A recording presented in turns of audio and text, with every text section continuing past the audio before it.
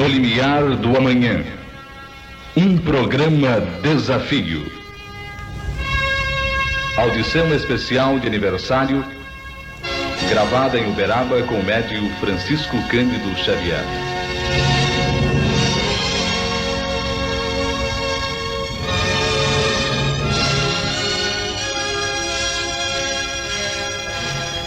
O Grupo Espírita Emmanuel, a emissora que eu produzo e eu levo ao ar nos 730 kHz da Rádio Mulher, e a equipe de apresentadores elevam a Deus, nosso Pai, a Jesus, nosso Mestre e Senhor, e aos espíritos benevolentes que velam pela sua realização, os pensamentos conjugados de gratidão e reverência por tudo quanto lhes foi permitido realizar. Todas as dificuldades foram superadas graças ao amparo constante do alto, que cobriu as nossas deficiências para que nunca faltassem nos céus de São Paulo as mensagens de boa vontade e esclarecimento espiritual. Semana por semana, o diálogo espírita se desenvolveu através das ondas hertzianas, sob a inspiração vigilante dos Espíritos do Senhor.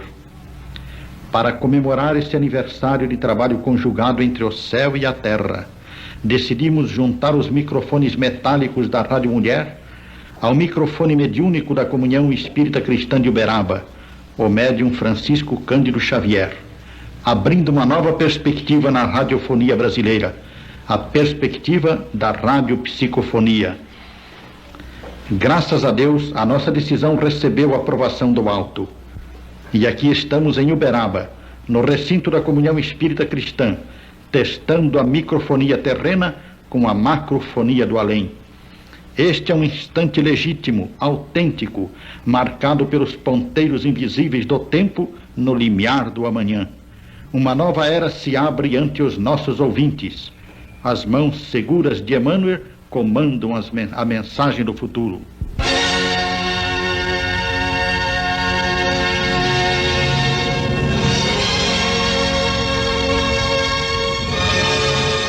No limiar do amanhã, um programa desafio.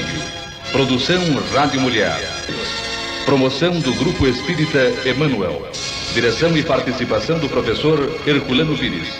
Este programa é transmitido todas as semanas, neste dia e neste horário, por esta emissora em São Paulo, 730 kHz, pela Rádio Morada do Sol, em Araraquara.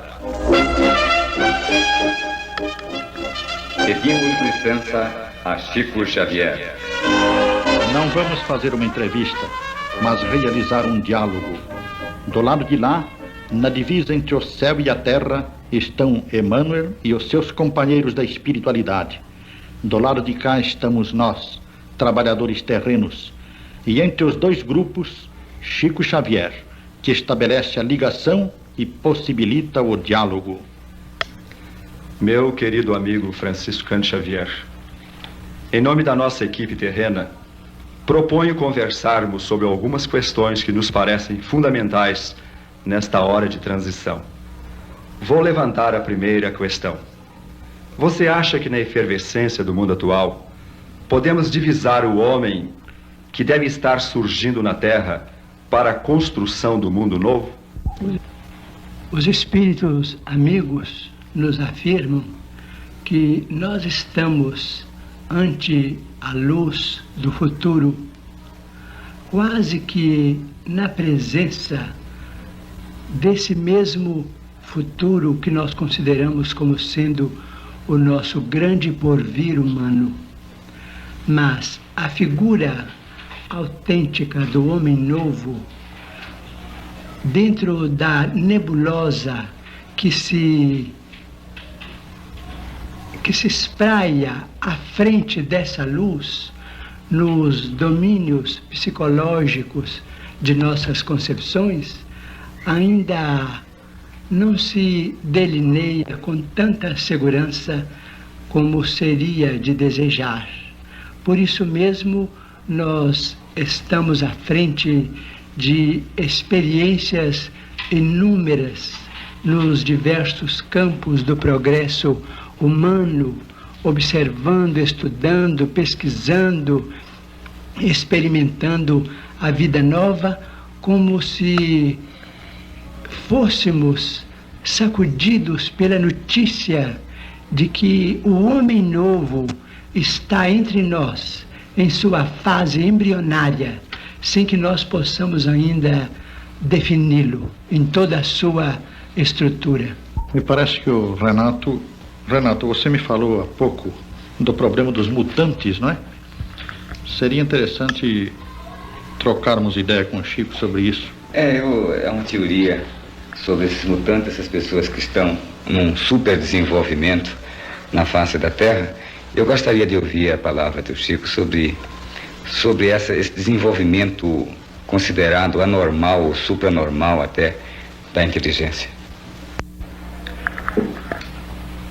Não estou muito bem informado com respeito aos mutantes, mas gostaria de saber se os mutantes guardam alguma conexão com os hippies, por exemplo, ou com outras modalidades de experiência psicológica no campo da humanidade, experiências essas a que muitos classificam como sendo protestos.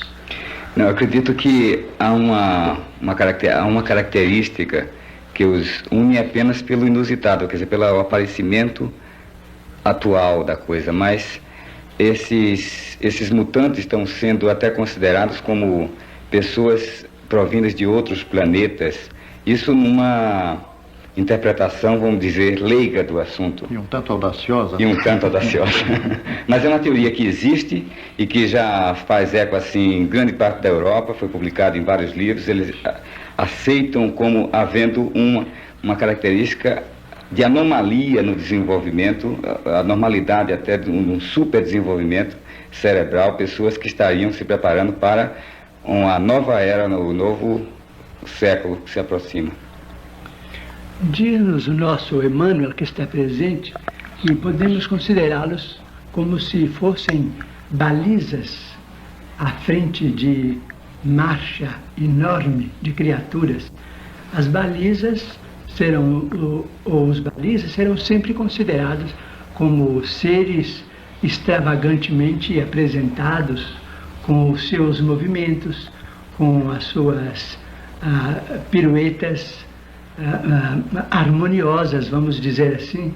É possível que este grande grupo de criaturas esteja chamando a atenção das massas humanas para uma vida nova, sem serem por si mesmos criaturas super inteligentes ou extremamente diversas da média de inteligência humana.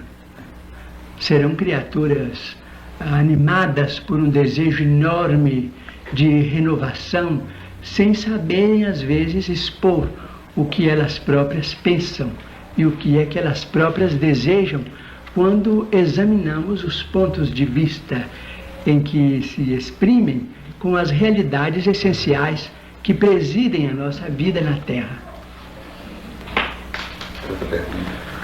O crescimento da população terrena, que hoje assusta tanta gente, pode constituir um desastre ou será controlada pelas leis naturais, sob a supervisão dos espíritos superiores? Nosso amigo espiritual considera que este assunto está crescendo em sua importância e em sua extensão em todas as vanguardas do pensamento humano. Todas as grandes metrópoles hoje se interessam vivamente pelo problema chamado demográfico. Isto é uma fatalidade, a não ser que tenhamos guerras próximas de efeitos muito desastrosos por conta do próprio homem, mas não à conta das leis de Deus. O problema demográfico deve ser estudado em todas as suas nuances, porque é conhecida a assertiva de que de 33 em 33 anos o número de habitantes da Terra se duplica, de modo que o problema do povoamento do solo, do aproveitamento das energias e facilidades do planeta precisa ser considerado, pesquisado de todas as maneiras a benefício das criaturas humanas no porvir. Isso não deve assustar a ninguém, porque se o homem, agindo pacificamente nos próximos 100 anos, se o homem aproveitar as energias que estão ainda ignoradas por ele nos oceanos, a Terra comportará razoavelmente o número de 40 bilhões de habitantes, conquanto muita gente acredita que esse número não deva exceder de 10 bilhões. Mas, na marcha em que vamos com estes assuntos, já o problema preocupa a todas as mentes que se ocupam de administração e de direção dos movimentos humanos. Mas nós, com isso, somos chamados aos problemas de ordem moral que são consequentes à população mais intensa do planeta. Não vamos dizer superpopulação, porque o problema da habitação do globo está sempre presidido por inteligências de ordem superior. Mas a inteligência divina se conjuga com a inteligência humana. O homem não pode ser dispensado da solução de todas as questões que se relacionam com o seu hábitat. Por isso mesmo, os assuntos que se relacionam com o problema demográfico são assuntos humanos atualíssimos e que merecem a máxima consideração de todos os estudiosos. Eu gostaria de... Pois não. Vamos fazer. É o seguinte, com esse aumento de população e com a evolução industrial, está acontecendo um outro problema também, que é um problema ecológico, é um problema que está angustiando muito, principalmente as nações mais desenvolvidas. São questões pertinentes à poluição de ambiente, de ar, de águas, etc. E está criando aos meus olhos de publicitário uma neurose, inclusive publicitária. Se isso não vai ter também consequências assim um pouco desastrosas no ponto de vista do desenvolvimento de relacionamento entre os homens. Ele está nos dizendo que essa questão é realmente essencial, mas que esse problema está relacionado também com uma espécie de poluição que nós outros, os cristãos principalmente, mais de 500 milhões no seio da humanidade, ainda não nos preocupamos com ele. É o problema da poluição das ideias cristãs no curso dos séculos. Se nós, os cristãos, estivéssemos atentos à preservação dos valores do Espírito, segundo nos ensinou Jesus Cristo em sua divina revelação, da qual hoje procuramos no Espiritismo, com Allan Kardec, uma interpretação mais justa e mais simples, se o homem tivesse guardado esta preservação, a poluição da natureza nas cidades e nos campos não seria hoje esse flagelo que está tomando vulto no seio das cidades metropolitanas, por exemplo. Porque se nós nos respeitássemos uns aos outros, segundo a lei áurea, não deseje ao seu vizinho aquilo que você não deseja para você mesmo, a poluição talvez nem chegasse a existir. Porque todo mundo industrial, todo campo de educação, todos os grupos sociais, todos os valores que presidem o progresso humano estariam, quem sabe, condicionados à regra áurea e estaríamos em dimensões de paz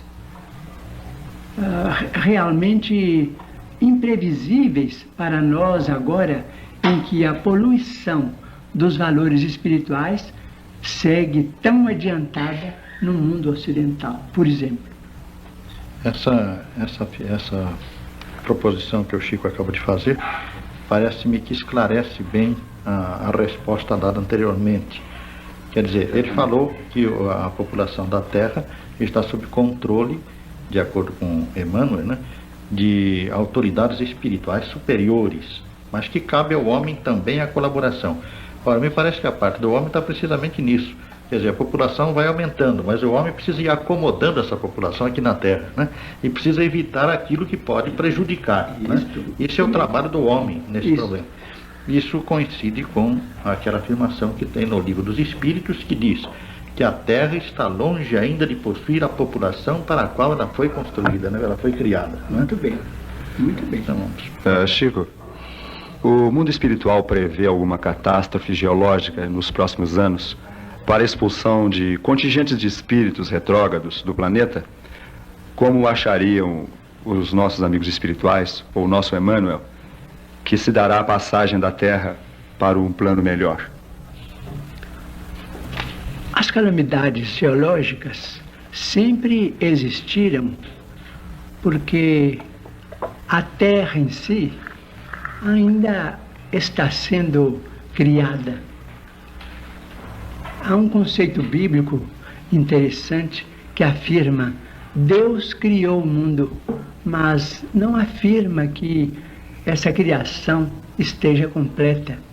De modo que nós vemos vulcões, terremotos, maremotos, tempestades, tufões surgirem e desaparecerem, arrebatando vidas, modificando a fisionomia de cidades e até mesmo de nações.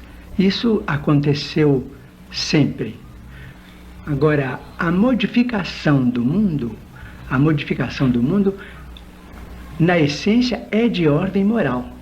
Como disse o nosso caro amigo, o professor Herculano Pires, o homem está sendo chamado à colaboração autêntica com o seu Criador na Terra, para que determinadas definições sobre a vida espiritual sejam efetuadas nos grupos do planeta, nos grupos vivos do planeta. De modo que devemos esperar que as modificações venham através das autoridades governamentais que regem a vida dos povos. A coexistência dos diversos regimes é uma necessidade, porque cada povo se ajusta aos seus processos de formação, aos seus processos de educação. Aquilo que é interessante e válido numa região não é válido nem interessante em outra região. De modo que devemos esperar que as forças administrativas que orientam a vida dos povos venham a ser inspiradas pelos mensageiros divinos quanto às alterações que se fazem necessárias a benefício da paz e da felicidade no relacionamento humano. Aliás, a respeito deste assunto, não sei se vocês têm aí alguma coisa a lembrar. Eu teria ainda sobre a poluição, né? Sim. Que existe então a necessidade do homem plantar primeiro um jardim na sua mente, para depois acabar com a poluição ambiental, né? Claro, não há dúvida. Projetá-lo. Mas, criar em si, né? Para depois projetar. Sem dúvida. mas no tocante a essa transição da Terra, a pergunta que nós formulamos teve mesmo por finalidade esclarecer bem isso, que a Terra, no seu processo atual, ela está sujeita mais, segundo o próprio Livro dos Espíritos nos informa, às catástrofes morais, né? Que é o que diz bem o Kardec lá. Porque a crosta terrena, quando não estava suficientemente consolidada, ela apresentava uma instabilidade muito grande, com uma construção ainda em andamento. Mas ela atualmente, embora não esteja terminada, concluída, ela já está consolidada suficientemente para que o planeta tenha a estabilidade necessária ao desenvolvimento espiritual do homem. É isso, Chico? Muito bem. Sem que nos livremos dessas calamidades de ordem moral que se sucedem umas às outras, convidando a nossa atenção para uma época de mais entendimento fraternal entre as criaturas. Exato. Você acha que está havendo, Chico, você ou o Emmanuel, um despertar de novas faculdades psíquicas e mentais na espécie humana? A parapsicologia surgiu por esse motivo ou ela está pesquisando simplesmente faculdades que sempre existiram e se manifestaram? Nossos amigos asseveram que a parapsicologia está pesquisando valores do espírito que sempre existiram, mas que viveram por longo tempo em condições de potencialidade na mente humana.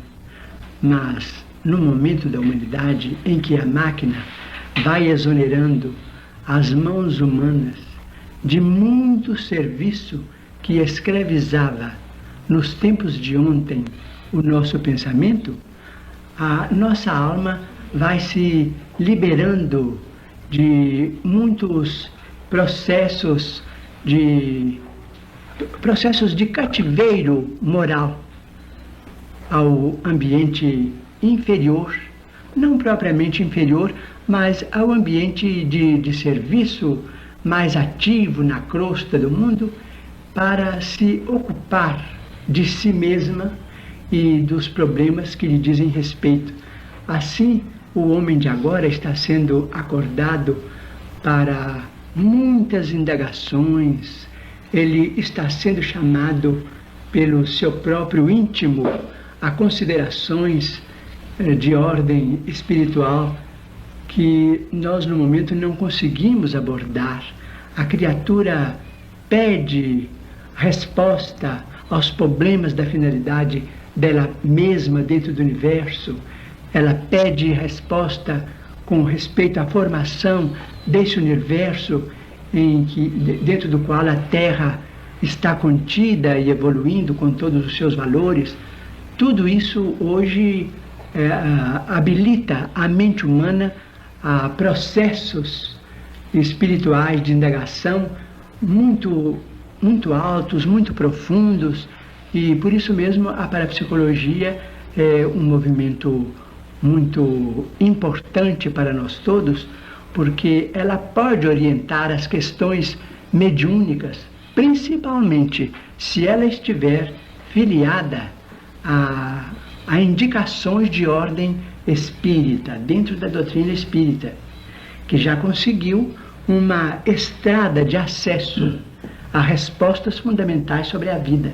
A parapsicologia é uma espécie de avenida enorme, muito bem asfaltada, que a inteligência tranquila está procurando edificar para atingir esses pontos que a doutrina espírita já alcançou com a indagação de mentes sofredoras, agoniadas, que há mais de um século estavam procurando resposta para os seus problemas de vida interior.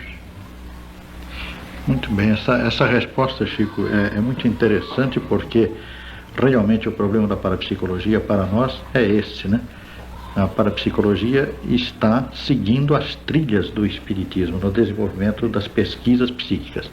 Mas eu gostaria de lembrar aqui, porque é oportuno, que já em abril de 1857, Allan Kardec admitiu que o aparecimento do espiritismo marcava uma nova fase do desenvolvimento humano. E ele chamou essa nova fase de era psicológica. Era psicológica. Agora nós estamos, segundo me parece, ao menos a impressão que se tem assim, diante da explosão, não é apenas uma explosão demográfica, é uma explosão psicológica no mundo, né? Que veio terminar na parapsicologia. Parece que nós estamos passando da era psicológica para a era do espírito, né? Muito bem, nós estamos mesmo encantados com essa definição, porque a verdade é esta mesmo. Desde meados do século passado, temos uma psicologia muito avançada, que deu origem à psiquiatria, que deu nascimento aos processos de análise, medicina psicossomática, E por aí nós vamos encontrar movimentos muito importantes que lidam com os valores e com os problemas da mente humana. E o Espiritismo, desde 1857, não é uma resposta acabada, porque disse o próprio codificador, o nosso grande orientador, Allan Kardec, que a doutrina é evolutiva. Mas desde 1857 nós já estamos com a resposta para além da psicologia. Perfeitamente delineada, né? Você acredita, Chico, na tese de Humberto de Campos sobre o papel do Brasil no futuro próximo? Ele é realmente o coração do mundo e a pátria do Evangelho? Isso não é uma espécie de neufanismo espírita, de messianismo do tipo do judaico?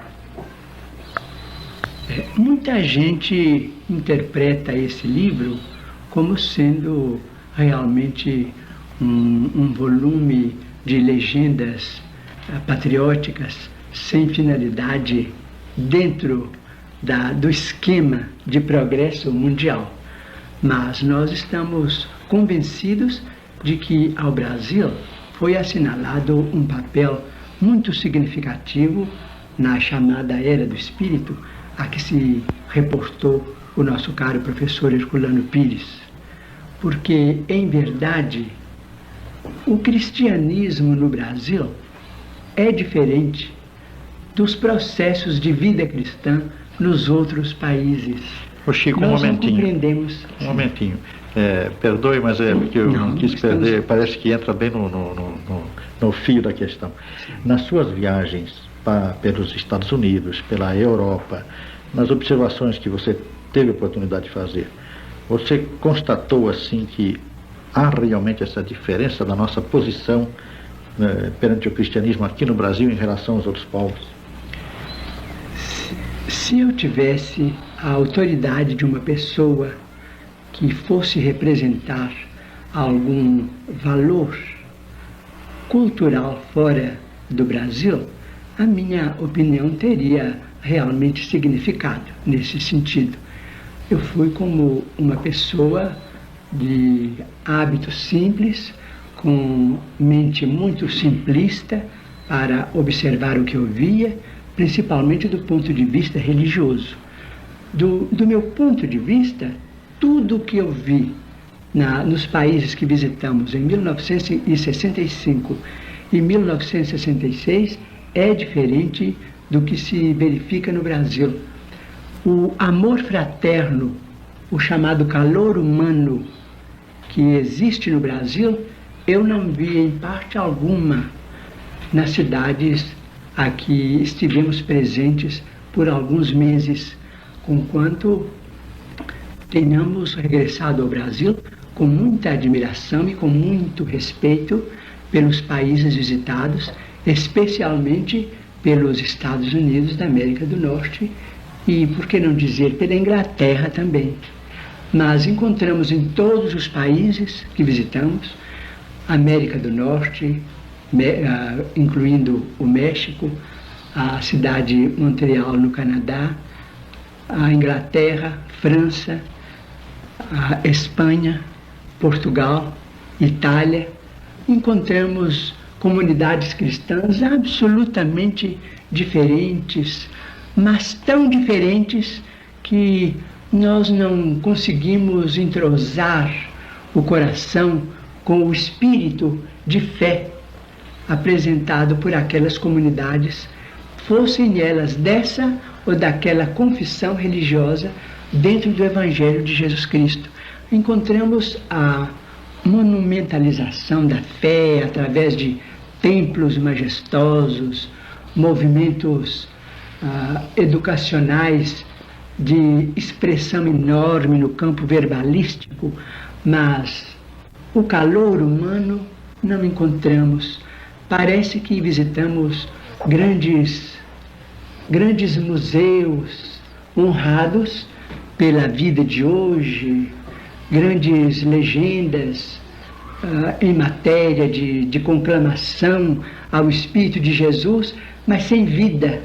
E no Brasil, por muito que se faça desvinculação no Brasil, Por muito que se pegue hoje no Brasil a desvinculação e a reeducação dos nossos impulsos de amor, o brasileiro, de todas as condições, é portador de recursos afetivos imensos, que parecem iluminados por uma inspiração de ordem superior. Digo parecem, falando fora da doutrina espírita, mas com a minha convicção espírita, eu digo, iluminados pelo Espírito de Jesus, através dos bons espíritos que estão apostos, ajudando os brasileiros a construir o grande celeiro espiritual do futuro. Muito bem.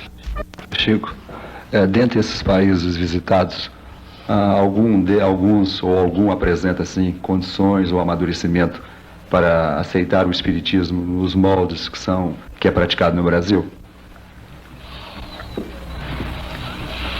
Do que pude perceber, encontrei na Inglaterra uma legião de criaturas, principalmente no campo da cura espiritual, uma legião de criaturas consagrada ao bem do próximo, em regime de perfeita gratuidade, grandes grupos de médiuns perfeitamente interessados em auxiliar os seus semelhantes sem nenhum desejo de remuneração. Encontrei este clima em grande parte da Inglaterra, mas nos outros países, incluindo a França, de onde recebemos a bênção da doutrina espírita, por muito que veneremos os nossos irmãos franceses como nossos amigos, como nossos orientadores na formação da nossa pátria, conjugados ao esforço de Portugal, nós não encontramos, de momento, um clima propício ao desenvolvimento da doutrina espírita nos moldes brasileiros. Encontramos muita dificuldade em pensar em que os nossos irmãos venham a pensar na legenda do dar sem interesse de receber. Não digo propriamente dar sem nunca receber, mas esse dar sem intenção de receber eu não vi, a não ser em grandes grupos de nossos irmãos ingleses interessados principalmente na solução do problema de auxílio aos doentes.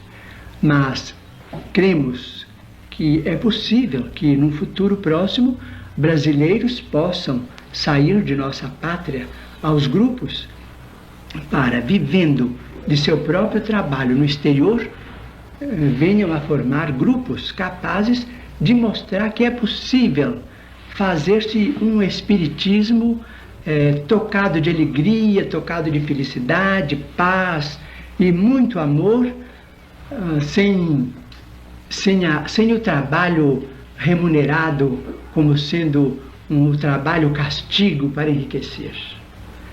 Nota-se que alguns grupos ingleses têm interesse no intercâmbio com o espiritismo no Brasil. Na sua opinião, valeria a pena um esforço maior nosso no sentido de ampliar esse intercâmbio? Seria válido isso? Cremos que os nossos irmãos ingleses têm muita coisa interessante para nos dar, tanto quanto os brasileiros possuem também muita coisa valiosa para darem aos nossos irmãos ingleses. De minha parte, se eu pudesse entrar no conhecimento da língua inglesa, se eu pudesse estudar o inglês para comunicação fácil com os nossos amigos da Inglaterra e dos Estados Unidos da América do Norte, incluindo também o Canadá, eu sentiria uma felicidade enorme se eu pudesse fazer isto. Mas, estando muito interessado com o serviço que os nossos amigos espirituais me deram por misericórdia de Deus no Brasil, eu não tenho a menor ideia de como é que eu posso realizar esse ideal. Se eu pudesse, iria à Inglaterra, conhecer melhor a língua inglesa, aperfeiçoar os conhecimentos que eu pudesse adquirir e entrar em contato maior com os nossos irmãos do Christian Spirit Center em Yale Oncology, nos Estados Unidos, para um contato mais amplo entre nós.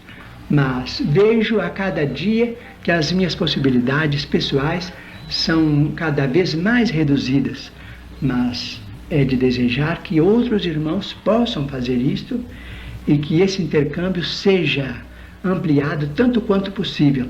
Vejo isso com tanta simpatia que o próprio Mr. Barbanel, que é um dos nossos melhores amigos na Inglaterra, ele está sempre interessado, nos últimos 2 anos, em traduzir e publicar trechos de obras de Allan Kardec para fixar os conhecimentos da codificação kardeciana entre os ingleses. Isso é muito importante.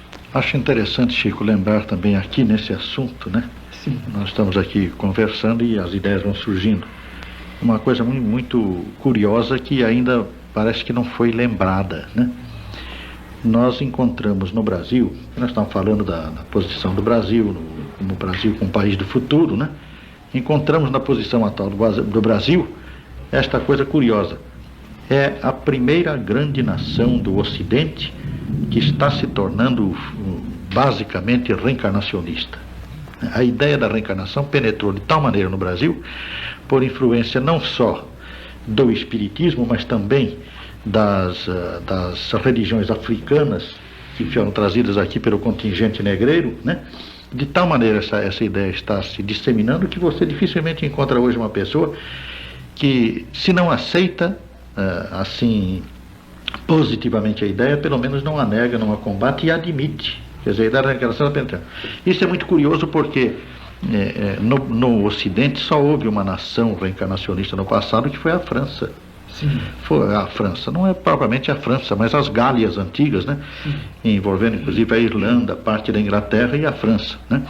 As Gálias antigas eram reencarnacionistas, e como nós sabemos, pelo druidismo, né? E depois do desaparecimento da ideia da reencarnação no Ocidente, a ideia voltou na França com o espiritismo, né? E de lá se projetou ao Brasil através do espiritismo, e está se desenvolvendo de uma tal maneira que o Brasil será, dentro em breve, a grande nação reencarnacionista do Ocidente. E curioso que o Dr. Ian Stevenson, na sua pesquisa sobre a reencarnação, ele disse exatamente isso, que nós consideramos, por exemplo, a Índia como um grande maciço reencarnacionista no mundo. Diz ele, é verdade, mas no Brasil eu encontrei, diz ele no livro dele, uma compreensão mais precisa, mais natural da reencarnação. Por exemplo, a pesquisa da reencarnação no Brasil é mais fácil, porque não há preconceitos contra a reencarnação aqui. Enquanto na Índia, que é um país reencarnacionista, existem preconceitos de tipo religioso. Por exemplo, quando a pessoa se lembra da encarnação passada, eles dizem que essa pessoa vai morrer logo. Então não querem divulgar e não querem criar o problema de expectativa de morte em torno daquela pessoa. Enquanto no Brasil nós não temos isso. Quando a pessoa se lembra de uma encarnação passada, nós achamos admirável e queremos aprofundar a questão. Muito né? bem. Isso apenas queremos aprofundar a questão e passamos a estudar. A esse respeito, peço licença para aditar um apontamento de Emmanuel.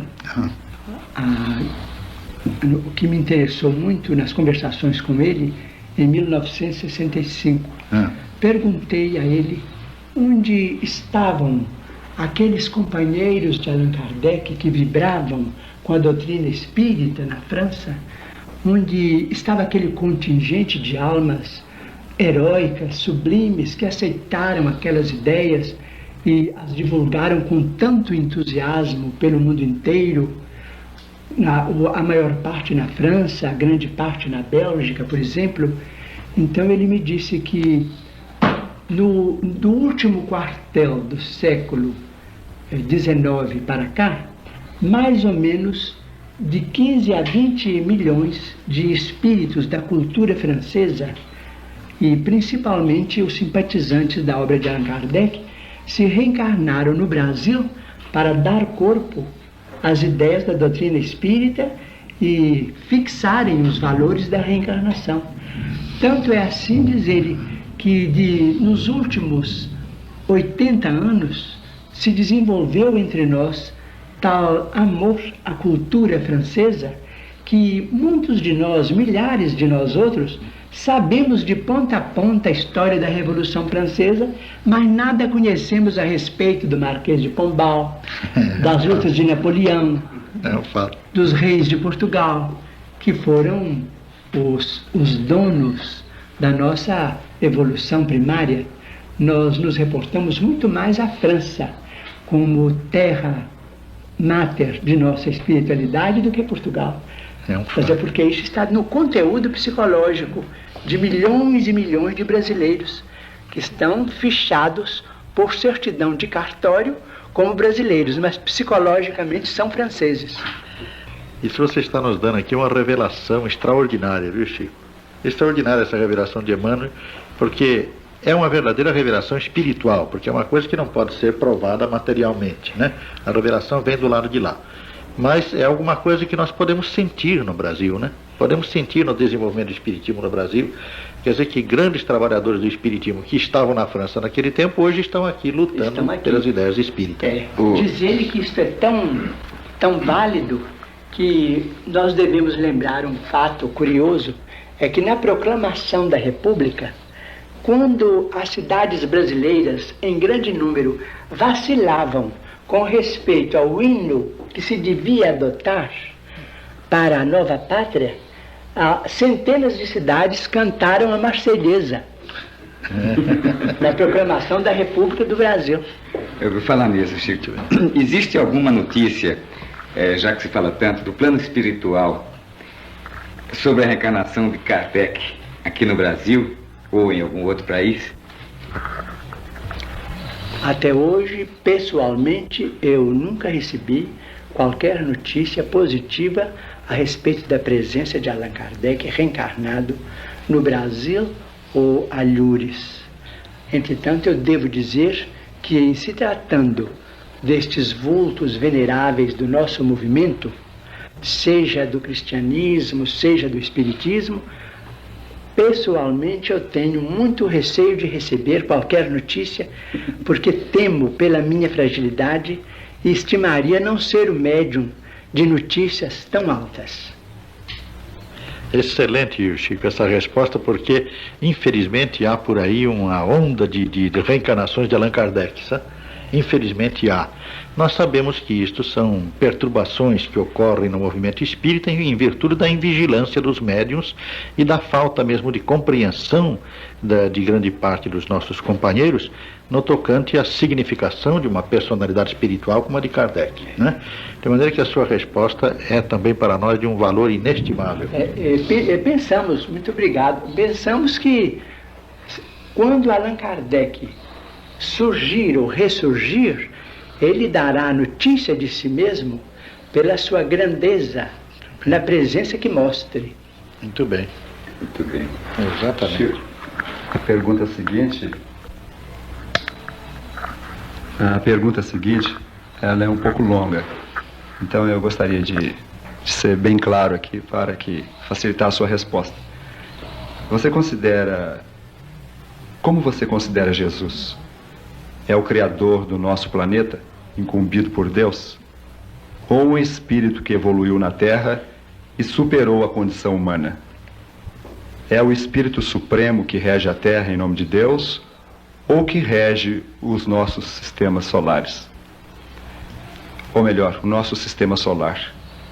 E em seguida, qual a posição de Buda? Do que posso pessoalmente depreender dos ensinamentos dos Espíritos Amigos, consideramos Jesus Cristo como sendo o Espírito de evolução suprema em confronto com a evolução dos chamados terrícolas que somos nós outros. Não o Senhor do sistema solar, com todo o respeito que temos a personalidade sublime de Jesus, mas consideramos-lo como sendo o supremo orientador da evolução moral do planeta.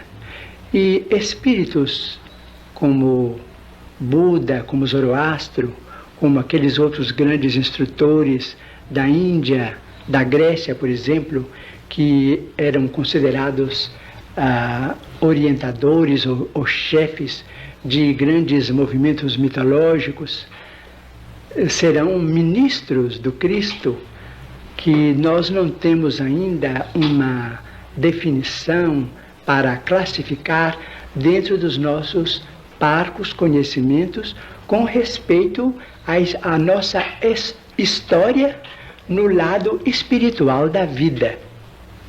Vemos que Jesus convidou 12 discípulos, discípulos humanos, tanto quanto nós outros, para que nós não fôssemos instruídos por anjos, senão nada entenderíamos da doutrina do Cristo.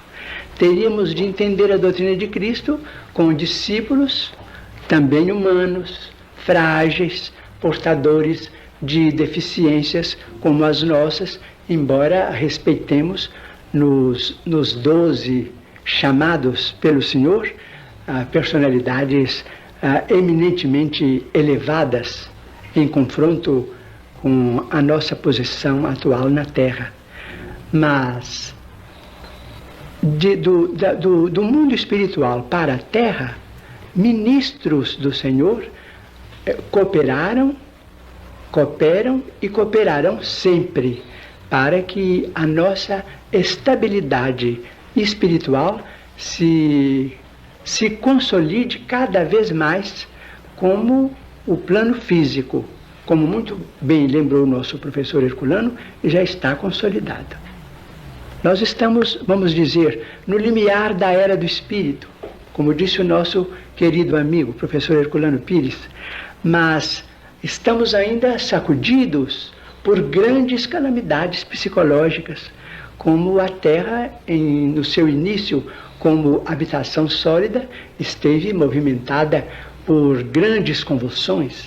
Psicologicamente estamos sacudidos por esses movimentos que dificultam a nossa compreensão, mas os ministros do Senhor estão cooperando para que nós alcancemos a segurança com a estabilidade precisa para que o planeta seja realmente promovido a mundo de paz e de felicidade para todos os seus habitantes. Não sei se expliquei bem. Está excelente, é isso mesmo, uma explicação bem clara e que respondeu perfeitamente a questão.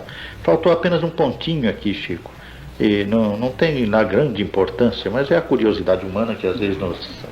Faltou um pontinho que diz assim: se Jesus foi realmente o Criador do nosso planeta, incumbido por Deus. Bem, o Criador, a nosso ver, e conforme ensinam os espíritos amigos que nos visitam, o Criador é o Criador. Nós não podemos ainda ter outra definição de Deus mais alta do que aquela de Jesus Cristo, quando chamou o nosso Criador de Pai Nosso. Além disso, a nossa mente vagueia como se nós estivéssemos em águas demasiadamente profundas, sem recursos para tatear a terra sólida. Pai Nosso, Deus, Criador do Universo.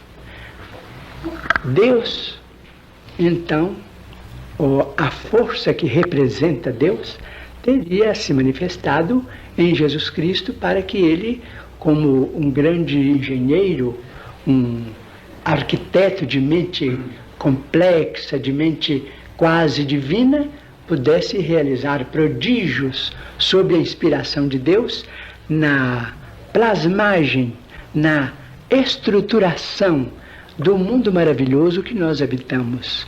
Mas não consideramos Jesus como Criador, com quanto respeito que lhe devemos.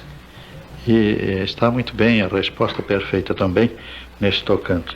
Eu apenas queria lembrar um assunto curioso, que é o seguinte: no Livro dos Espíritos, como aliás você também precisou aí, nós sabemos que Deus age através dos seus ministros, dos seus enviados. Quer dizer, Jesus então teria sido, como você disse, o arquiteto construtor do planeta. Sim.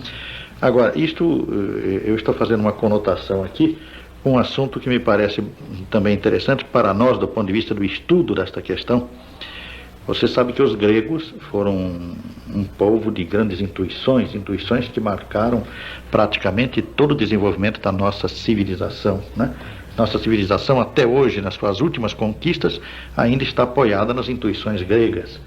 E nós encontramos em Platão, que foi sem dúvida nenhuma uma das figuras mais fulgurantes do mundo no campo da intuição, a ponto de Kardec dizer que ele e Sócrates eram precursores da ideia cristã na Terra, né? Nós encontramos ali uma afirmação muito curiosa de Platão, uma teoria bastante interessante. Ele diz que existe Deus, quer dizer, o bem supremo, a ideia suprema no mundo das ideias, né, que controla tudo, dirige tudo, mas que abaixo de Deus existe o demiurgo. O demiurgo é um Deus secundário, e a função desse Deus é receber de Deus a matéria-prima com que vai construir os mundos. Muito bem, não é eu muito não conheço. É muito interessante. Acho formidada. Quer dizer, Jesus seria um demiurgo da Terra. Né? Isso é extraordinário, e o demiurgo do sistema solar será então um demiurgo de alta potência. Exatamente. Criadora. A esse respeito, eu peço licença para dizer, certa feita, indagando de Emmanuel a respeito da posição de Jesus no sistema solar, ele me disse que ficasse com a expressão Pai Nosso e não perguntasse muito a respeito de Deus, porque eu não tinha mente capaz de entrar no domínio desses conhecimentos com a segurança precisa. Eu insisti e ele então desdobrou um painel à minha vista, mas do ponto de vista mediúnico. Apareceu então a Terra na comunidade dos mundos do nosso sistema, evoluindo em torno do Sol. O nosso Sol, depois, em outra face do painel, evoluindo para a constelação, que, se não me engano, é a constelação chamada de Andrômeda. Depois, essa constelação, arrastando o nosso sistema e outros, evoluíam em direção de uma outra constelação, que já não tinha nome na minha cabeça. Essa outra constelação avançava para uma outra constelação muito maior, dentro da nossa galáxia. Depois apareceu a nossa galáxia, imensa, como se uma lente de alta potencialidade estivesse entre os meus olhos e o painel. E a nossa galáxia evoluía com outras galáxias em torno de uma nebulosa enorme e que Emmanuel me disse que passava a evoluir em torno de outras nebulosas. Então aí minha cabeça ficou cansada e eu pedi para voltar, como se eu tivesse saído num foguete da Terra e me perdesse pelo espaço afora e sentisse uma vontade louca de voltar a ser gente outra vez e ficar no meu lugar. Porque tudo está dentro da ordem divina, cada mundo, cada sistema, cada galáxia, orientados por inteligências divinas. E Deus para lá disso tudo.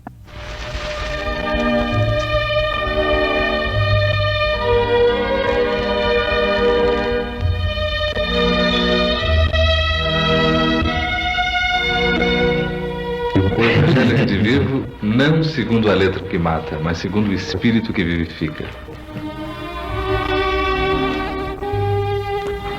Abrindo o Evangelho ao acaso, nós encontramos a seguinte passagem, igual em Marcos e Mateus, nos capítulos 3 e 12, respectivamente. E vieram à casa, e concorreu de novo tanta gente, que nem mesmo podiam tomar o alimento.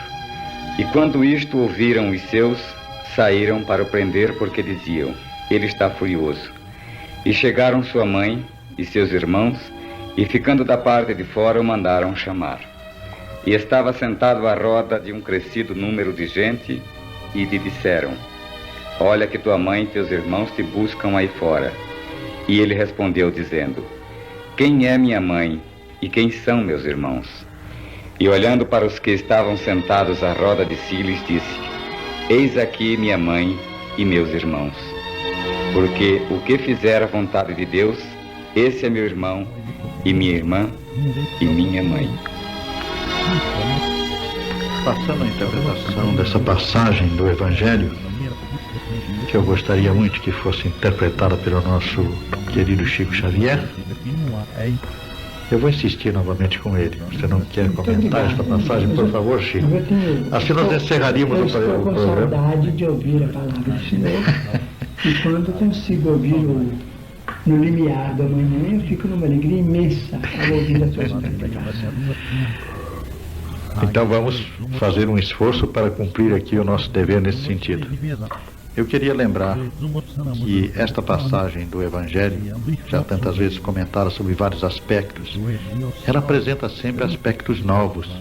Cada vez que nós nos defrontamos com ela, como aliás com quase todos os trechos do Evangelho, aspectos novos são apresentados. E às vezes esses aspectos são de uma flagrante atualidade.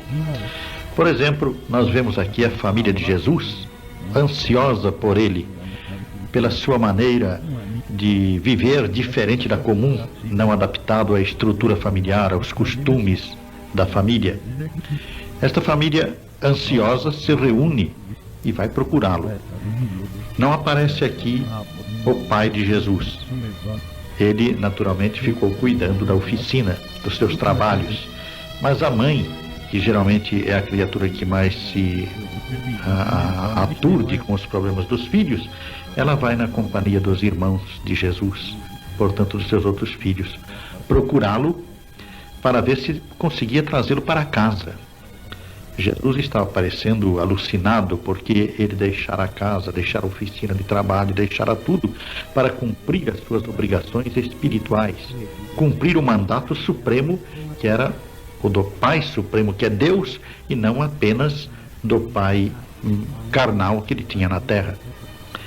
Então, nessa aflição, a mãe de Jesus e os irmãos vão procurar tirá-lo da assembleia espiritual em que ele se encontrava, ensinando o Evangelho, pregando o advento de um mundo novo, de uma nova civilização, de uma nova cultura, de uma era nova para as criaturas humanas. E Jesus, naturalmente, se recusa a acompanhá-los, se recusa mesmo a recebê-los, porque eles iam perturbar uma obra que não pertencia apenas a ele, Jesus, mas que era, acima de tudo, uma obra do Pai Celestial, uma obra de Deus, da qual ele, Jesus, estava investida. Esta passagem, como várias outras, serviram para que se estabelecesse no mundo alguma confusão a respeito do problema, justificando-se, por exemplo, a retirada de uma criatura de casa, o abandono da família, para ir tratar dos seus próprios problemas. E hoje, atualmente, costuma-se falar que Jesus foi o primeiro hippie. Jesus foi o primeiro homem que abandonou a sua família para viver a sua vida diferentemente da vida comum e que inclusive saiu pelo mundo com a mesma liberdade e a mesma aparente displicência dos hippies de hoje. Ora, não há dúvida que a atitude de Jesus foi de uma importância extraordinária no tocante à libertação que ele conseguiu fazer dos laços familiares que o impediam de prosseguir na sua missão. Mas é preciso considerar que Jesus saiu com finalidade elevada.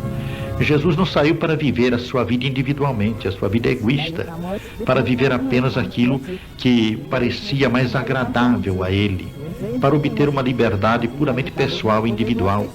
Não, ele se afastou da família temporal, da família carnal em que ele havia nascido, para se unir a uma família maior, a família espiritual de Jesus. E esta família espiritual era precisamente aquela que estava ali representada pelos apóstolos, pelos discípulos, por aqueles aprendizes novos que se chegavam a ele, que queriam ouvi-lo, que queriam perceber as perspectivas do mundo novo que ia surgir na Terra.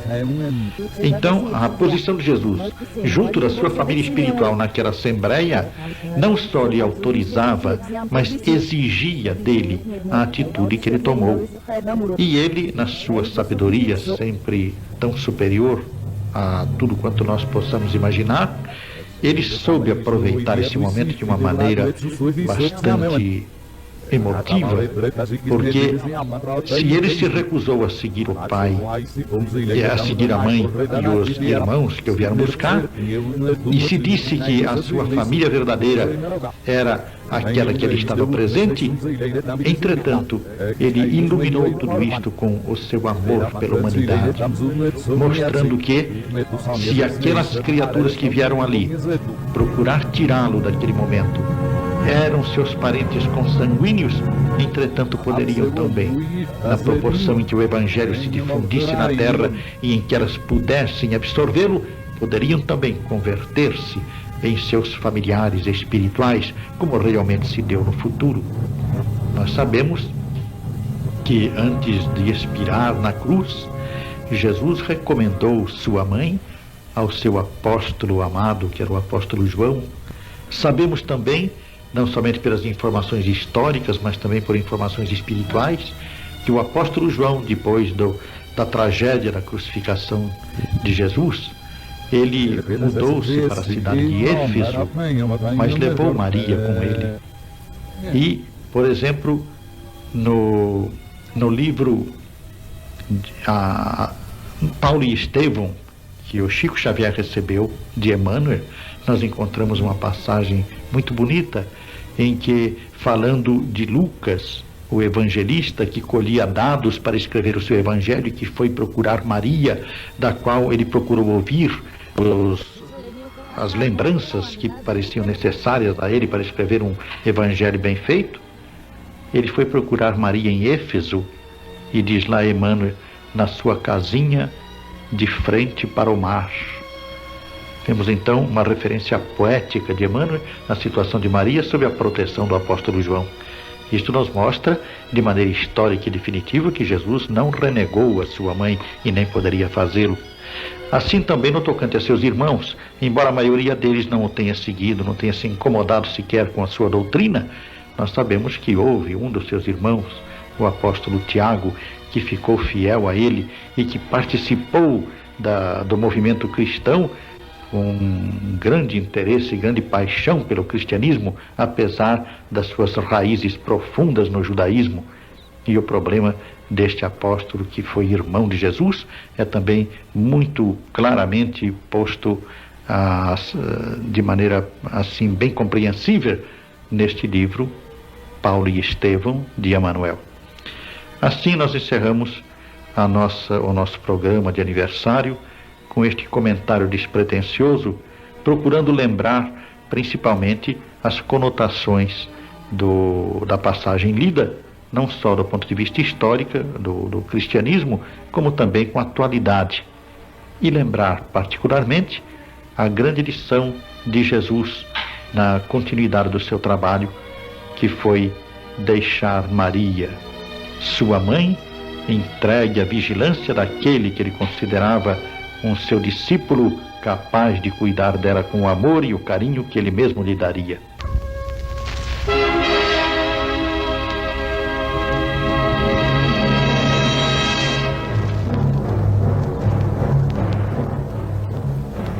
No Limiar do Amanhã, um programa desafio que também aceita o seu desafio. Uma tribuna livre para os debates dos problemas fundamentais da vida e da morte.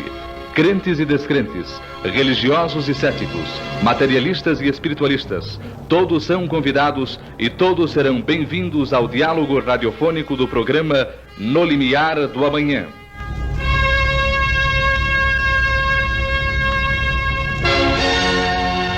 Participaram do programa de hoje Paulo José, Renato Melo, Jamil Najib, técnica de som Antônio Brandão, direção e participação do professor Herculano Pires, convidado especial Francisco Cândido Xavier.